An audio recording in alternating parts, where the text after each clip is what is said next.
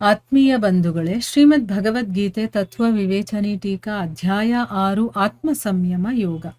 ಇದರಿಂದ ನಾವು 35ನೇ ಶ್ಲೋಕವನ್ನ ತಿಳ್ಕೊಳ್ತಾ ಇದ್ವಿ. ಓದ ಭಾಗದಲ್ಲಿ ನಾವು ವೈರಾಗ್ಯ ಅನ್ನೋದು ಹೇಗೆ ಉಂಟಾಗತ್ತೆ, ನಾವು ಏನ್ ಮಾಡಿದ್ರೆ ನಮಗೆ ವೈರಾಗ್ಯ ಬರುತ್ತೆ, ಅದರ ಸಾಧನೆಗಳು ಏನು ಅನ್ನೋದನ್ನೆಲ್ಲ ತಿಳ್ಕೊಂಡ್ವಿ. ಕೆಲವೊಂದು ಸಾಧನೆಗಳನ್ನು ಹೇಳಿದ್ದಾರೆ, ಬೇಕಾದಷ್ಟು ಇದೆ, ಆದ್ರೆ ಕೆಲವೊಂದನ್ನ ಹೇಳಿದ್ರು, ಅದನ್ನ ವಿವರವಾಗಿ ತಿಳ್ಕೊಂಡ್ವಿ. ಈಗ ಮುಂದಿನ ಪ್ರಶ್ನೆ ಏನು ಅಂತಂದ್ರೆ, ಮನಸ್ಸನ್ನ ವಶಪಡಿಸ್ಕೊಳ್ಳೋದಕ್ಕೆ ಅಭ್ಯಾಸ ಮತ್ತೆ ವೈರಾಗ್ಯ ಎರಡೂ ಸಾಧನೆಗಳ ಅವಶ್ಯಕತೆ ಇದೆಯಾ, ಅಥವಾ ಒಂದರಿಂದಾನೇ ಮನಸ್ಸು ವಶವಾಗುತ್ತಾ ಅನ್ನೋದು ಪ್ರಶ್ನೆ. ಅಂದ್ರೆ ಎರಡೂ ಸಾಧನೆಗಳನ್ನು ಮಾಡ್ಬೇಕಾಗತ್ತಾ, ಅಥವಾ ಒಂದು ಮಾಡಿದ್ರೆ ಸಾಕಾ ಅಂತನ್ಬಿಟ್ಟು, ಅಭ್ಯಾಸ ಮಾಡಿದ್ರೆ ಸಾಕಾ ಅಥವಾ ವೈರಾಗ್ಯ ಬಂದ್ರೆ ಸಾಕಾ ಅಂತ ಇಲ್ಲಿ ಪ್ರಶ್ನೆ ಕೇಳ್ತಾ ಇದ್ದಾರೆ. ಉತ್ತರ ಏನು ಅಂತಂದ್ರೆ, ಎರಡರ ಅವಶ್ಯಕತೆನೂ ಇದೆ. ಅಭ್ಯಾಸನೂ ಮಾಡಬೇಕು, ವೈರಾಗ್ಯನೂ ಬರಬೇಕು ಅಂತ. ಅಭ್ಯಾಸ ಅನ್ನೋದು ಚಿತ್ತದ ಪ್ರವಾಹವನ್ನ, ಅಂತಂದ್ರೆ ನಮ್ಮ ಒಳಗಡೆ ಚಿತ್ತ ಅದು ಯೋಚನೆ ಮಾಡ್ತಾ ಇರುತ್ತಲ್ಲ, ಆ ಚಿತ್ತವನ್ನ ಭಗವಂತನ ಕಡೆಗೆ ಕರ್ಕೊಂಡು ಹೋಗುವಂತ ಒಂದು ಸುಂದರವಾದ ಉಪಾಯ. ಅಭ್ಯಾಸ ಮಾಡ್ತಾ ಮಾಡ್ತಾ ಮಾಡ್ತಾ ಐಹಿಕದಿಂದ ಆಧ್ಯಾತ್ಮಿಕದ ಕಡೆಗೆ ಅದು ಹೋಗುತ್ತೆ. ಮತ್ತೆ ವೈರಾಗ್ಯ ಅನ್ನೋದು ಅದರ ವಿಷಯಾಭಿಮುಖಿ ಗತಿಯನ್ನ, ಅಂದ್ರೆ ವಿಷಯಗಳ ಕಡೆ ಹೋಗ್ತಾ ಇರುತ್ತಲ್ಲ, ಆ ಗತಿಯನ್ನ ತಡೆಯುವ ಒಂದು ಅಣೆಕಟ್ಟು ತರ ವೈರಾಗ್ಯ ಅನ್ನೋದು. ಆಯ್ತಾ? ಈಗ ಅಭ್ಯಾಸ ಅನ್ನೋದು ನಮ್ಮ ಚಿತ್ತವನ್ನ ವಿಷಯಗಳಿಂದ ಭಗವಂತನ ಕಡೆ ಕರ್ಕೊಂಡು ಹೋದ್ರೆ, ಈ ವೈರಾಗ್ಯ ಅನ್ನೋದು ಏನ್ ಮಾಡುತ್ತೆ, ವಿಷಯಗಳ ಕಡೆ ಹೋಗೋದಕ್ಕೆ ಒಂದು ಅಣೆಕಟ್ಟನ್ನ ಕಟ್ದಂಗೆ ಅದು. ಆದ್ರೂ ಕೂಡ ಇದೆರಡು ಒಂದು ಇನ್ನೊಂದರ ಸಹಾಯಕವಾಗಿದೆ ಅನ್ನೋದನ್ನ ನಾವು ನೆನಪಲ್ಲಿ ಇಟ್ಕೋಬೇಕು. ನಾವು ಅಭ್ಯಾಸ ಮಾಡಿದ್ರೆ ವೈರಾಗ್ಯಕ್ಕೆ ಹೆಲ್ಪ್ ಆಗತ್ತೆ, ವೈರಾಗ್ಯ ಬಂದಾಗ ಅಭ್ಯಾಸ ತಂತಾನಾಗಿ ಹೆಚ್ಚಾಗತ್ತೆ. ಆ ರೀತಿ ಅಭ್ಯಾಸದಿಂದ ವೈರಾಗ್ಯ ಬೆಳೆಯುತ್ತೆ, ಮತ್ತೆ ವೈರಾಗ್ಯದಿಂದ ಅಭ್ಯಾಸದ ವೃದ್ಧಿ ಆಗತ್ತೆ. ಆದ್ರಿಂದಾನೇ ಒಂದನ್ನೂ ಕೂಡ ಒಳ್ಳೆಯ ರೀತಿಯಲ್ಲಿ ಆಶ್ರಯಿಸೋದರಿಂದ, ಒಂದನ್ನೂ ಕೂಡ ಅಂದ್ರೆ ಎರಡನ್ನೂ ಮಾಡಿದ್ರೆ ಒಳ್ಳೆಯದು, ಒಂದನ್ನ ಮಾಡಿದ್ರೂ ಕೂಡ ಅದು ಏನು ಒಳ್ಳೆ ರೀತಿಯಲ್ಲಿ ನಾವು ದೃಢವಾಗಿ ಅದನ್ನ ಆಶ್ರಯಿಸ್ಬೇಕು. ಆಗ ಮನಸ್ಸು ವಶವಾಗತ್ತೆ ಅಂತಂದ್ಬಿಟ್ಟು ಇಲ್ಲಿ ಹೇಳ್ತಾ ಇದ್ದಾರೆ.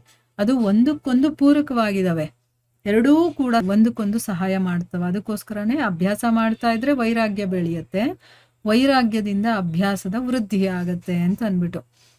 ಮುಂದಿನ ಪ್ರಶ್ನೆ ಏನು ಅಂತಂದ್ರೆ, ಇಲ್ಲಿ ಅರ್ಜುನನಿಗೆ ಮಹಾಬಾಹೋ ಅಂತ ಸಂಬೋಧನೆಯನ್ನ ಯಾಕೆ ಮಾಡಿದಾನೆ ಅಂತಂದ್ಬಿಟ್ಟು ಇಲ್ಲಿ ಕೇಳ್ತಾ ಇದ್ದಾನೆ. ಇಲ್ಲಿ ಅರ್ಜುನನನ್ನ ಮಹಾಬಾಹು ಅಂತ ಕರೆದಿದ್ದಾನಲ್ಲ, ಅದು ಯಾಕೆ ಅಂತ ಪ್ರಶ್ನೆ ಮಾಡ್ತಿದ್ದಾರೆ. ಉತ್ತರ ಏನು ಅಂತಂದ್ರೆ, ಅರ್ಜುನ ವಿಶ್ವವಿಖ್ಯಾತ ವೀರನಾಗಿದ್ದ. ದೇವ, ದಾನವ ಮತ್ತೆ ಮನುಷ್ಯ ಎಲ್ಲ ಶ್ರೇಣಿಯ ಮಹಾನ್ ಯೋಧರನ್ನು ಕೂಡ ಅರ್ಜುನ ತನ್ನ ಬಾಹುಬಲದಿಂದ ಸೋಲ್ಸಿದ್ದ. ನೋಡಿ, ಅವನು ದೇವರ ಜೊತೆನೂ ಅಂದ್ರೆ ಶಿವನ ಜೊತೆ, ಇಂದ್ರನ ಜೊತೆ ಎಲ್ಲಾನು ಯುದ್ಧ ಮಾಡಿದಾನೆ, ಮತ್ತೆ ದಾನವರ ಜೊತೆನೂ ಯುದ್ಧ ಮಾಡಿದಾನೆ, ಮತ್ತೆ ಮನುಷ್ಯರ ಜೊತೆನೂ ಮಾಡಿದಾನೆ. ಎಲ್ಲ ಶ್ರೇಣಿಯ ಮಹಾನ್ ಯೋಧರನ್ನ ಅರ್ಜುನ ತನ್ನ ಬಾಹುಬಲದಿಂದ ಯುದ್ಧ ಮಾಡಿದಷ್ಟೇ ಅಲ್ಲ, ಸೋಲ್ಸಿದಾನೆ ಕೂಡ. ಇಲ್ಲಿ ಭಗವಂತ ಅವನಿಗೆ ಈ ಶೌರ್ಯದ ನೆನಪನ್ನ ಮಾಡಿಸ್ತಾ ಇದ್ದಾನೆ. ಅಂದ್ರೆ ನೀನೇನ್ ಸಾಮಾನ್ಯದವನಲ್ಲ ಅಂತ, ನೀನು ಶೌರ್ಯವಂತ ಅನ್ನೋದನ್ನ ಹೇಳೋದಕ್ಕೋಸ್ಕರ, ಅದ್ ನೆನಪು ಮಾಡೋದಕ್ಕೋಸ್ಕರ, ನಿನ್ನಂತಹ ಅತುಲ ಪರಾಕ್ರಮಿ ವೀರನಿಗೆ ಮನಸ್ಸಿಷ್ಟು ಬಲಿಷ್ಠ ಅಂತ ತಿಳ್ಕೊಂಡು ಅದರಿಂದ ಹೆದರ್ಕೊಳ್ಳೋದು ಮತ್ತೆ ಉತ್ಸಾಹವನ್ನ ಬಿಡೋದು ಸರಿಯಲ್ಲ ಅಂತ. ದೇವತೆಗಳು, ದಾನವರು, ಮನುಷ್ಯರು ಎಲ್ಲರನ್ನೂ ಕೂಡ ನೀನು ಸೋಲ್ಸಿರುವಂತವನು. ಇಂಥ ಬಲಶಾಲಿಯಾದ ವೀರ ನೀನು, ಈ ಮನಸ್ಸನ್ನ ಸೋಲ್ಸೋದಕ್ಕೆ ನೀನ್ ಯಾಕೆ ಹೆದರ್ಕೊಳ್ತಾ ಇದೀಯಾ, ಮತ್ತೆ ಉತ್ಸಾಹವನ್ನೇ ಬಿಟ್ಬಿಡ್ತಾ ಇದೆಯಲ್ಲ, ಇದು ಸರಿಯಲ್ಲ. ಸಾಹಸ ಮಾಡು, ನೀನು ಅದನ್ನ ಗೆಲ್ಲಬಲ್ಲೆ ಅನ್ನುವಂತ ಒಂದು ಉತ್ಸಾಹವನ್ನ ತುಂಬ್ತಾ ಇದ್ದಾನೆ. ಮನಸ್ಸು ತುಂಬಾ ಚಂಚಲ, ಅದನ್ನ ನಿಗ್ರಹಣೆ ಮಾಡೋದು ತುಂಬಾ ಕಷ್ಟ, ಅದೆಲ್ಲ ನನ್ನ ಕೈಯಲ್ಲಿ ಆಗೋದಿಲ್ಲ ಅಂತೆಲ್ಲ ಹೇಳಿದ್ದಕ್ಕೆ, ನೀನ್ ಸಾಮಾನ್ಯದವನಲ್ಲಪ್ಪ, ನೀನು ಮಹಾಬಾಹು ಆಗಿರುವಂಥವನು, ದೇವದಾನವರನ್ನೆಲ್ಲ ನೀನು ಗೆದ್ದಿರುವಂಥವನು, ನಿನ್ನಂತಹ ಅತುಲ ಪರಾಕ್ರಮಿ ವೀರ.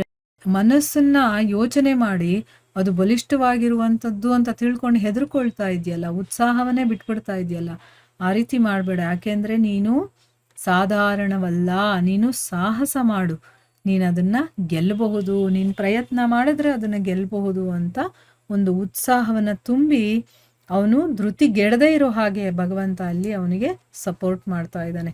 ಅವನನ್ನ ಹುರಿದುಂಬಿಸ್ತಾ ಇದ್ದಾನೆ. ನೀನ್ ಮಾಡ್ತೀಯ ಮಾಡು ಅಂತಂದ್ಬಿಟ್ಟು. ಈಗ ನೋಡಿ, ನಮ್ಮಲ್ಲಿ ಶಕ್ತಿ ಇರತ್ತೆ ಅದು, ಆದ್ರೆ ನಾವು ಯೋಚನೆ ಮಾಡುವ ರೀತಿ ಬೇರೆ ಆಗಿರೋದ್ರಿಂದ ನನ್ನ ಕೈಯಲ್ಲಿ ಆಗಲ್ಲ ಅನ್ಕೊಂಡ್ಬಿಟ್ಟಿರ್ತೀವಿ. ಯಾರಾದ್ರೂ ಇನ್ನೊಬ್ರು ನಮಗೆ ತುಂಬಾ ಹತ್ತಿರದಲ್ಲಿರುವಂಥವ್ರು ಹುರಿದುಂಬಿಸಿದಾಗ, ನಮ್ಮಲ್ಲಾಗತ್ತೆ ಅಂತ ಅವರು ಹೇಳಿದಾಗ, ಮತ್ತೆ ಮತ್ತೆ ಹೇಳ್ತಾ ಇದ್ದಾಗ ಆ ಕೆಲಸವನ್ನ ನಾವು ಮಾಡೇ ಬಿಡ್ತೀವಿ. ಅಂದ್ರೆ ಆ ಶಕ್ತಿ ನಮ್ಮಲ್ಲಿ ಇರುತ್ತೆ, ಆದ್ರೆ ಆ ಒಂದು ಉತ್ಸಾಹವನ್ನ ತುಂಬಬೇಕು, ನಮಗೆ ಒಂದು ಧೈರ್ಯವನ್ನ ಕೊಡಬೇಕು. ನೀನ್ ಮಾಡ್ತೀಯ ಮಾಡು ಅಂತ ಅವ್ರು ಅಷ್ಟು ಹೇಳಿದ್ರೆ ಸಾಕು, ನಮ್ಮ ಕೈಯಲ್ಲಿ ಆ ಕೆಲಸ ಆಗೇ ಬಿಟ್ಟಿರುತ್ತೆ ಅಲ್ವಾ. ಅದಕ್ಕೋಸ್ಕರ ಇಲ್ಲಿ ಅರ್ಜುನನಿಗೆ ಭಗವಂತ ಹುರಿದುಂಬಿಸ್ತಾ ಇದ್ದಾನೆ, ಉತ್ಸಾಹವನ್ನ ತುಂಬ್ತಾ ಇದ್ದಾನೆ. ನೀನು ಪ್ರಯತ್ನ ಮಾಡು, ನಿನ್ ಕೈಯಲ್ಲಿ ಆಗತ್ತೆ, ನೀನ್ ಗೆಲ್ತೀಯ ಅಂತಂದ್ಬಿಟ್ಟು ಹೇಳೋದಕ್ಕೋಸ್ಕರ ಇಲ್ಲಿ ಮಹಾಬಾಹು ಅನ್ನುವಂಥ ಪದ ಪ್ರಯೋಗವನ್ನ ಮಾಡಿದ್ದಾನೆ. ಸೊ ಇಲ್ಲಿಗೆ ನಾವು ನಿಲ್ಲಿಸೋಣ. ಹರೇ ಕೃಷ್ಣ.